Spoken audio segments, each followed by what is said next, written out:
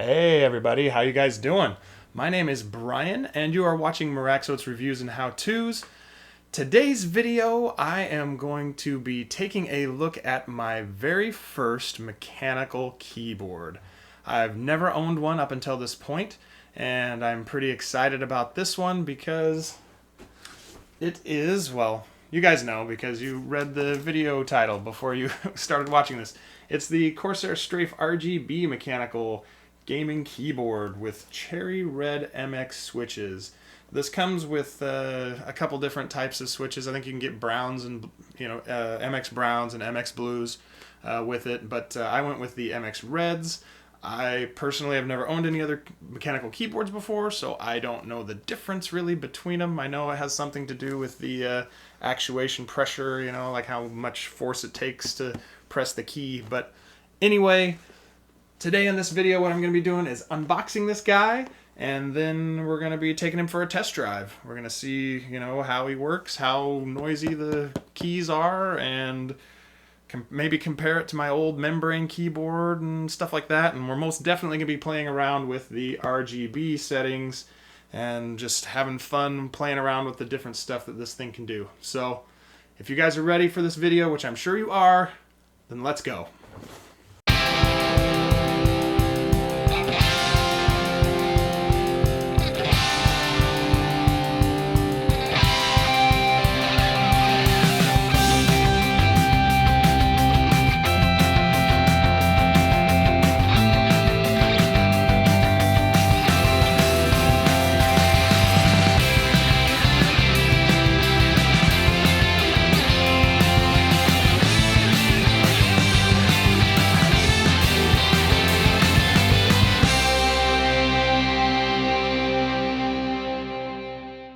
Alrighty then, so let's get this bad boy out of its box and see just what we have here. I'm going to tell you guys up front here that I forgot to turn my camera on before cutting the seals, so they're all cut already, but I promise I didn't peek. So here's our first look inside the box. Right up on top we have our detachable wrist rest. Under that, we have some spiffy looking Corsair branding and the Strafe logo. Here we have our quick start guide and warranty information. There is no manual included in the box, but you can download it from Corsair's website. It's a pretty light read of a mere 153 pages. Seeing as this is a gaming keyboard, Corsair has included some additional contoured and textured gaming keycaps for both FPS and MOBA style gaming. They also tossed in this nice little keycap puller to help make changing your keys out a little easier. Now let's pull the cable here from its little cubby.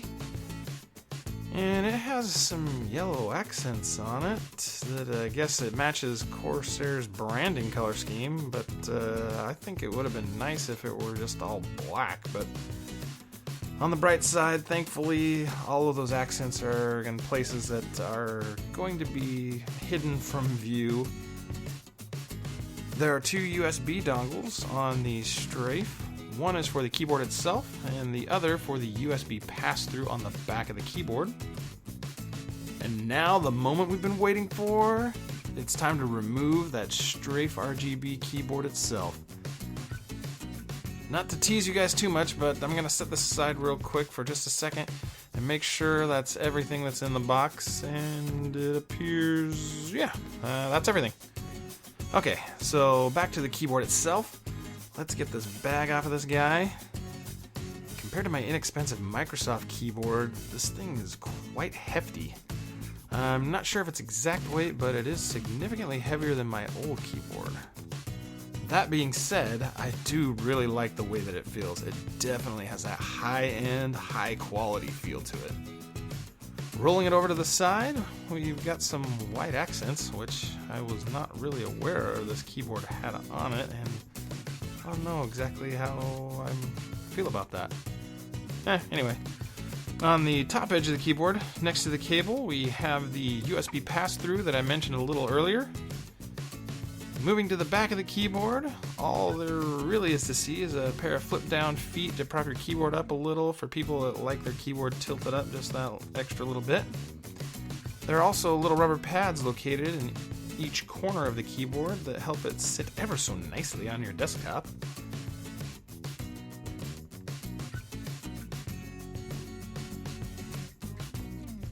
Flipping the Strafe back to the front side, let's take a closer look at things, shall we? In the upper left corner, you can vaguely see the Corsair sales logo, which will light up once we get this guy plugged in and powered on. Beneath all of the keys, you can see that white background, which is designed to reflect the light from the LEDs and just make the colors brighter and more vibrant and just really pop. Moving across the keyboard towards the upper right-hand corner, we have 3 indicator lights. The light with the number 1 by it is, of course, your number lock indicator. The light with the A is your caps lock indicator, and the last one is the scroll lock indicator. Just to the right of those, there are 2 buttons. The first one being the LED brightness control, and then the Windows key lock button. Just below those, we have our Corsair lettering, all covered up by this nice little piece of plastic that keeps it looking all shiny and pretty. Attaching the wrist rest to the keyboard at first looked as if it was going to be a little bit tricky, but it actually turned out to be surprisingly similar to a Staples commercial. That was easy. Thanks to Corsair's well thought out and nicely executed design. Now that we've got the Strafe all unboxed and our initial overview out of the way, I'd like to take it for a little test drive and see if these Cherry MX mechanical key switches are everything they're cracked up to be. So here I have my Strafe and my old Microsoft keyboard side by side, and I want to do a little typing test to see just what I think of the feel of these Cherry MX switches in comparison to a membrane style keyboard, which my old Microsoft keyboard is.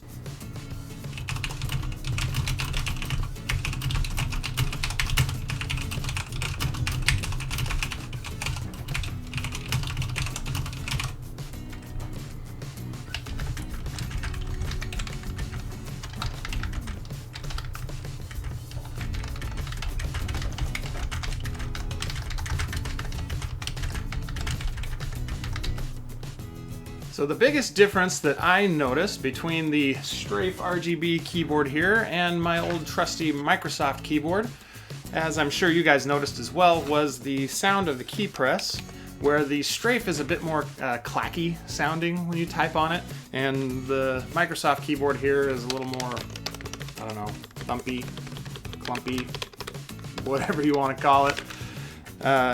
But that was something that I knew going into it, that the mechanical key switches do make a little bit more noise.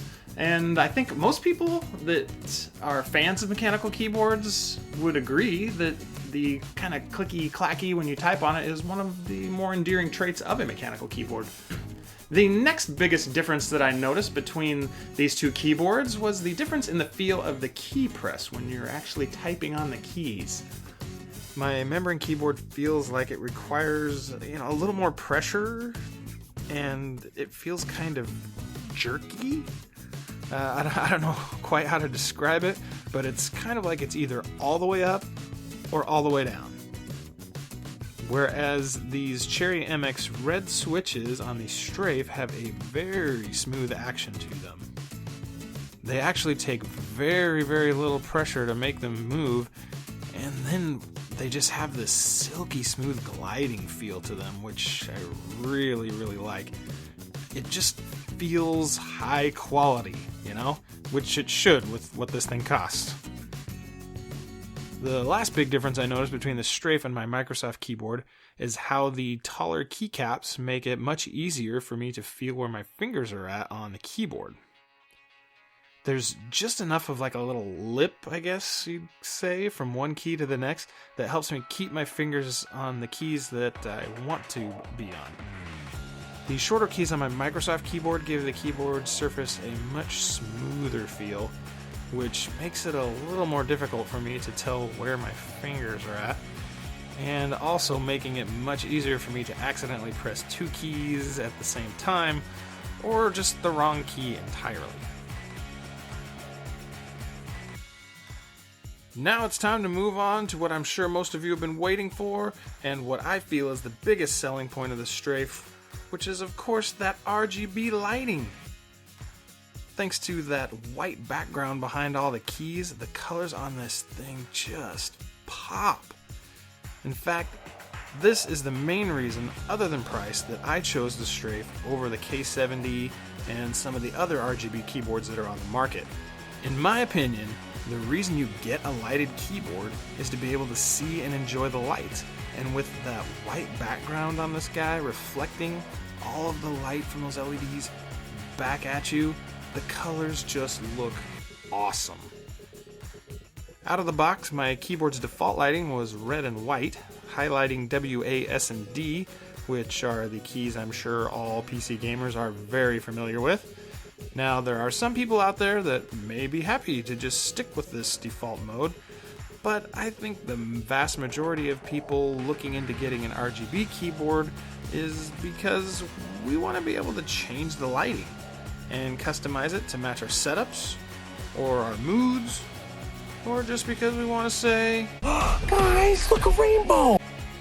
Now, to be able to do this, Corsair has provided us what they call their CUE software, which you must download from their website. Once you got it downloaded and installed, that is when you can begin. The software can actually be pretty intimidating because there's quite a bit going on here. Thankfully, there are some basic modes that allow us to do some minor customization fairly simply, but where this software really shines is, of course, in the advanced settings, which gives you the ability to do pretty much anything you can imagine. This is where that 153-page manual, as well as some very nice YouTube tutorials, come in handy. It took me several hours of reading, watching tutorials, and finally just playing around with the software to get to the point that I felt that I understood how to use it well enough to create some of my own custom lighting. Although I will be taking you guys on a little tour of the software here in just a minute, I don't plan on going into depth to all of the features of the software because there's just way too much stuff to talk about. Not to mention, there's already quite a few videos out there that have been done by guys that have spent a lot more time playing around with this than I have. That being said, I should note that every key on this keyboard is fully customizable and can be set to any color that you want. You can even customize the indicator lights on the brightness key,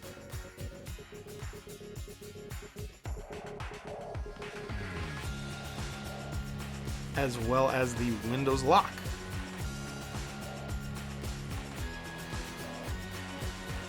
Oh yeah, you know that Corsair logo on the upper left of the keyboard? It too can be set to its own custom color. Not happy with just one color? You want it to cycle through several of your favorite colors? Well, you can do that. To give you guys an idea of what this keyboard is capable of, here's a quick run through of some of the default modes that Corsair has created for us. Up on my screen here, you can see I have the Corsair CUE software up. And here under the Profiles tab, I've just gone with the default profile. I've got, my custom ones there, but we're going to just start with the default one. And first what we're going to do is we're going to select, I guess you've got these different tabs here on this window. And so you go to the lighting tab right there. And then down here where it says effect, there's all of these effects that Corsair has built in here. The first one here is the spiral rainbow effect. And this is what it does. And so it's displaying on screen what is also happening at the same time on the keyboard itself. You can then click the little pencil here next to it and you can edit some of this. You can switch it to go counterclockwise. You can slow it down, change the speed. Also from this window, you can change to some of the other effects. You can either do it from here, or you can do it, of course, from here. For the sake of the video, I'm just gonna go through a few of these here so you guys can see. And again, you can customize all this stuff, you know, the speed, the direction, this is the rainbow wave. I guess I didn't mention that. Then we go to the visor effect, which this kind of dates me a little bit, but this reminds me of the TV show Knight Rider, where his car Kit had the red light on the front of the hood that went back and forth in this kind of a fashion. And, you know, just like the others, you can adjust some of the other things. You can change some of the colors, you know, where it'll alternate between two different colors rather than just going with random. And then you can choose those colors custom if you want from the palette.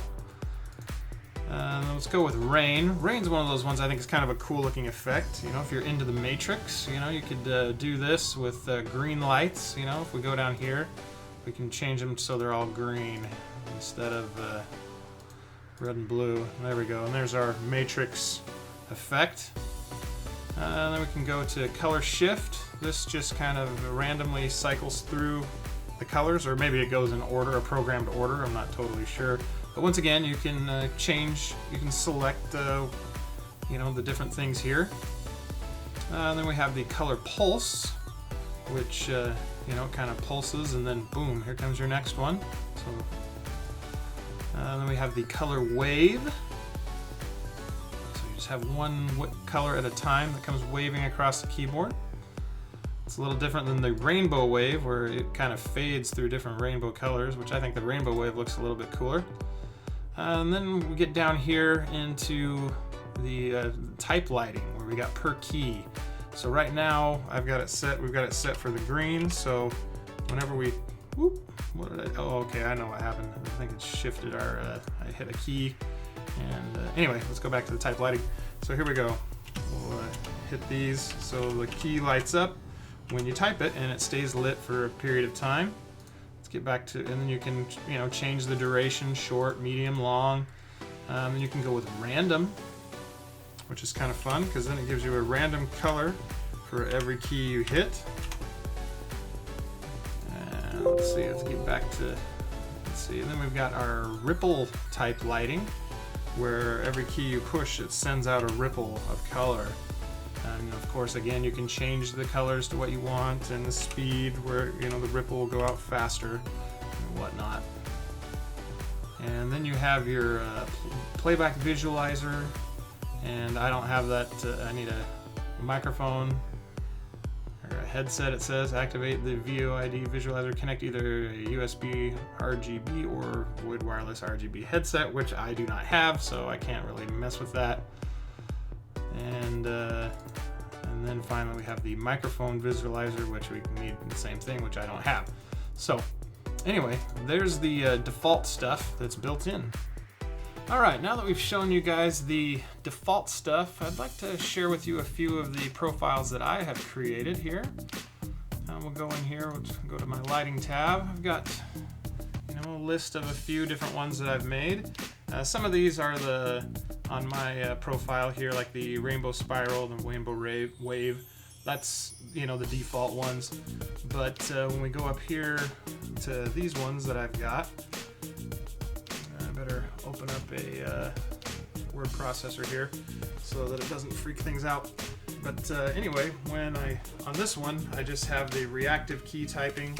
So when I type, you can see that the keys light up a different color, and then it fades back to my normal background color that I have here.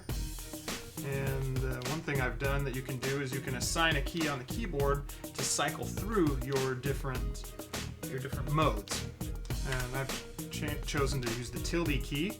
So I've now switched to another mode, although you can't really notice it because the lighting looks the same. But when I type, I've applied a ripple effect to it, and I've sped it up pretty fast to where it ripples out really fast. And then it kind of gives you a cool look when you type. So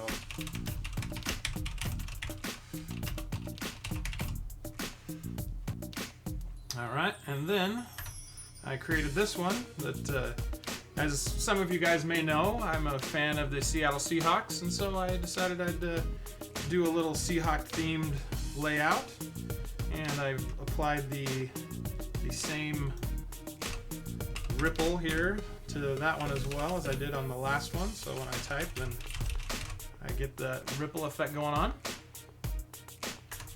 And this one I just did all white, and I made it where the keys, when I type it, the lights turn off, and then after a few seconds they come back on.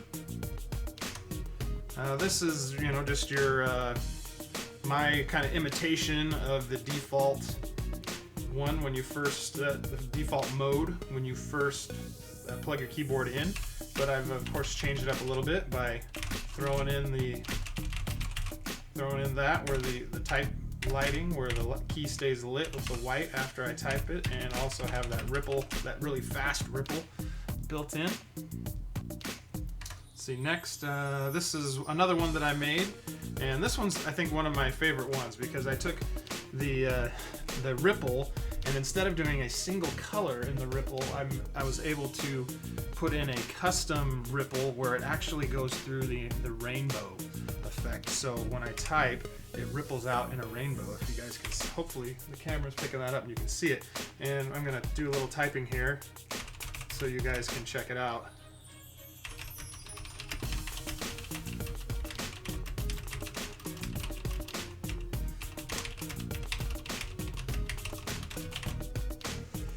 But I think that one looks pretty darn cool. I like that one a lot.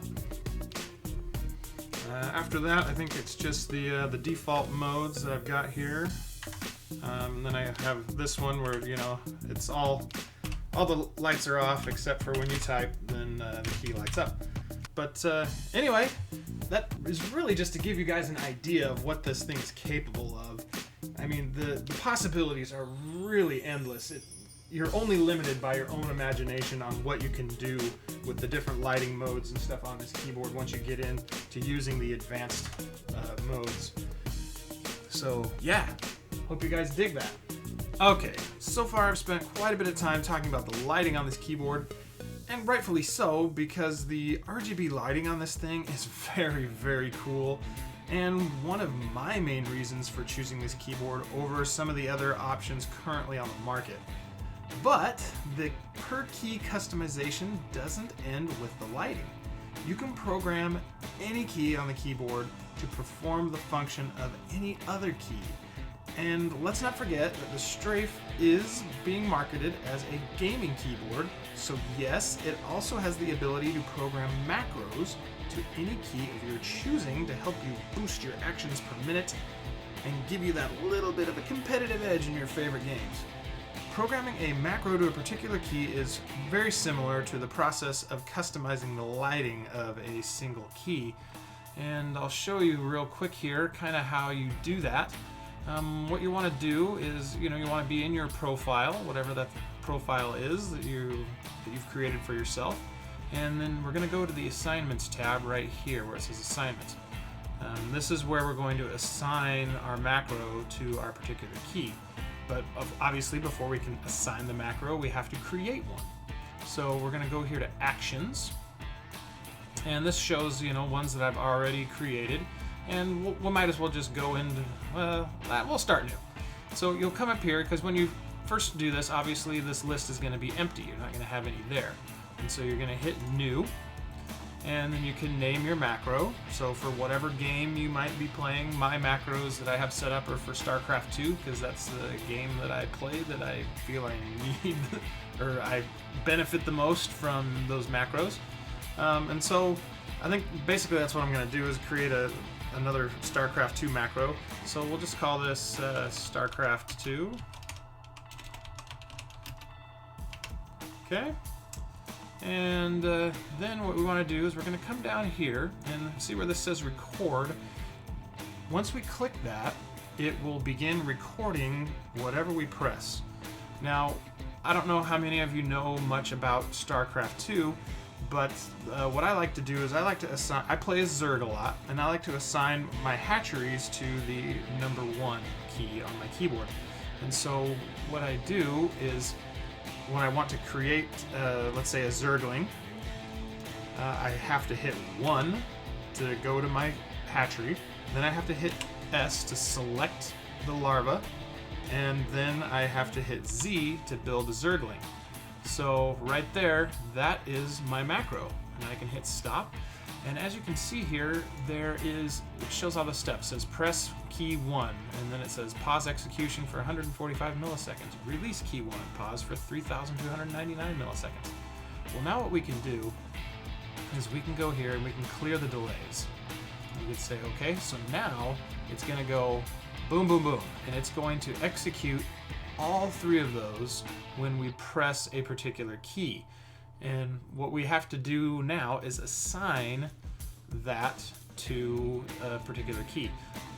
Now, before I go and assign this macro to a particular key, since I've already tested this out, I know that my computer doesn't really like the speed in which this all gets executed. It kind of freaks it out, and the game kind of locks up a little bit, and I have to sit and wait for 5-10 seconds before the game kind of kicks back in once I try to use it.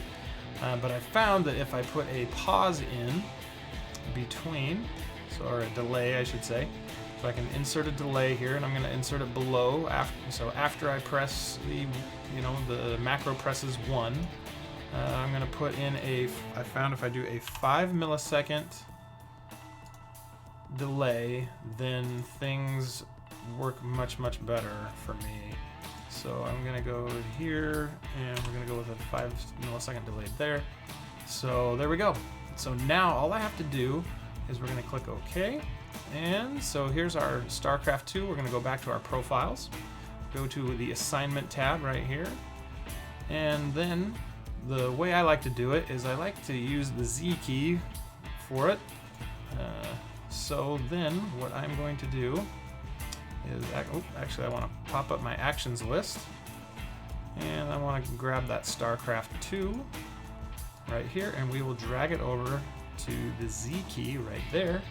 So now when we are in game, after I have assigned all my hatcheries to the number 1 key, all I have to do to build a Zergling, once I have the resources to do it, is type Z. I just hit Z on my keyboard, and the macro will take care of the rest. It will hit, it'll select 1, which selects my hatcheries. It will hit S, which then selects my larva, and then it will choose those larvae to build a Zergling, and I can build as many of those as I want. I did try one thing, if I go back to the actions here real quick and go into this, where you can make the macro like repeat over and over. Yeah, the action repeat right here, where you can, while pressed, if you push that, then it will just keep repeating the macro. And the thing I didn't like about that is because of I didn't put a delay in, I think, here. If I put some kind of long delay maybe in between the bottom of this, then after I could hit the key once and be good, and but I like to be able to control how many I build. If I want to build 3 or 5 or whatever, then I can just tap the key that many times to do it. But anyway, yeah, so that is just a quick rundown on how you create a macro, how you assign it to one of your keys, so that you guys can use this for whatever games you might be playing, whatever you're into. So I guess it's about time for me to give my final thoughts on the Strafe RGB keyboard. As you guys can tell, my shirt is different than it was in the beginning of the video, and I got a haircut along the way. I've been using the keyboard here for the past few weeks, and I have to say that I have not been disappointed in any way. I love this thing. It's fantastic. I haven't played with the lighting quite as much recently as I did initially when I first got it, but that's kind of to be expected, I think. We kind of figure out what color schemes and stuff we want to run, and kind of run with it until we get tired of them, and then we go back and tweak with it a little bit more, right? But as for those few little things that I didn't like on the keyboard that I mentioned in the video, like I wasn't so sure about those white accents on the sides of the keyboard, I actually don't mind those so much. I think they look pretty good. One thing I totally neglected to mention in the video is the accent lighting that's on the side, and I'll show a little clip of that right now. Those lights, they're white all the time. You can turn them on and off if you want to, but yeah, they're only white all the time, which it would be kind of nice if you could change that, but with those white accents on the side, having the lights white looks really nice, I think. Yeah, I think that's pretty much. I like the keyboard a lot, and I would totally recommend to anybody that's looking at this keyboard, if you're interested in it at all, you know, and you're ready to pull the trigger, I'd say go for it. This thing is fantastic. It works great. The Cherry MX switches are wonderful. I really like the way they work, the way they feel. They are everything that everybody out there talks them up to be, I guess. But anyway, I hope you guys liked the video. If you did, please click that thumbs up button, give it a like. I always appreciate getting your guys' feedback like that when you like it. If you don't like this video, you know, click that dislike button and then leave a comment. Tell me, you know, what it is that exactly that you didn't like about the video, and so that I can hopefully use that to improve videos that I make in the future. If you are not already subscribed to my channel, please click the subscribe button right over here. Get subscribed and get notified whenever I upload new videos. And if you are one of those social media types and you're into the Twitter and stuff like that, my Twitter handle is right in this area right here. I'm at Maraksot78. If you have some questions for me or anything, just hit me up on Twitter and I'll do my best to answer you. Once again, I want to say thanks so much for hanging out with me today and watching this video. I hope that you guys liked it, and we'll see you all next time.